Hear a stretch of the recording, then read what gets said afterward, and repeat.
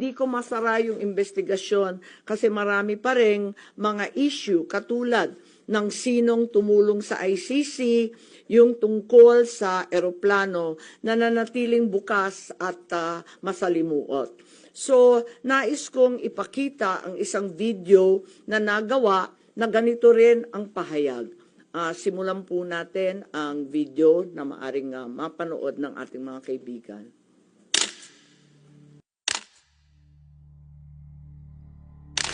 Enero 28, 2024, sa first Maisog Rally sa Davao, nagliyab ang balita at social media. Matapang, walang preno. Mr. President, baka susunod ka sa dinaanan ng tatay mo. Diyan ako takot. Ayaw ko mangyari sa iyo yan. Nagbato ng maaanghang na salita si dating Pangulong Rodrigo Duterte laban kay Pangulong Marcos tungkol sa di umano'y paggamit ng droga at ang kontrobersyal na People's Initiative. Sino man magsabi na walang paki ang Senado sa usaping ito, isa lang ang masasabi ko, walang gamot sa kakapalan ng mukha mo. Sa Senado, sa kapareho at sumunod pang mga buwan, si Senator Amy ang nangulo. Pakialam sa PI, wala kayong pakialam sa PI, wala kayong pakialam sa PI. Siya ang unang nagtawag ng pansin.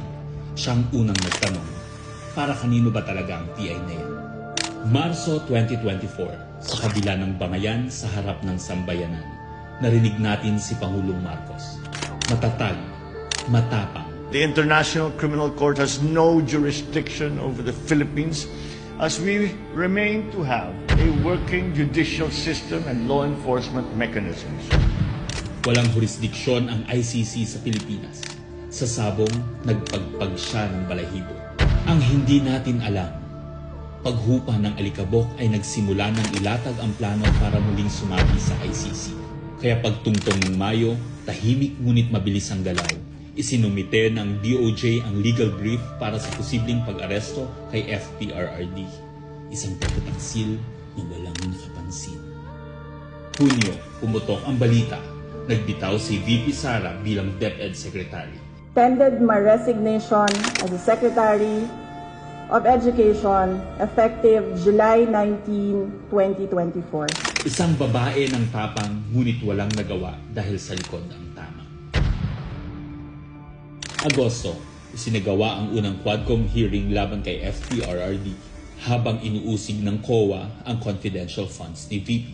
Ang hindi natin alam, sa gitna ng lahat ng ito, itinalaga na ni PBBM si Marcos Lacanilao bilang Special Envoy ng Transnational Crimes na siyang magsusunod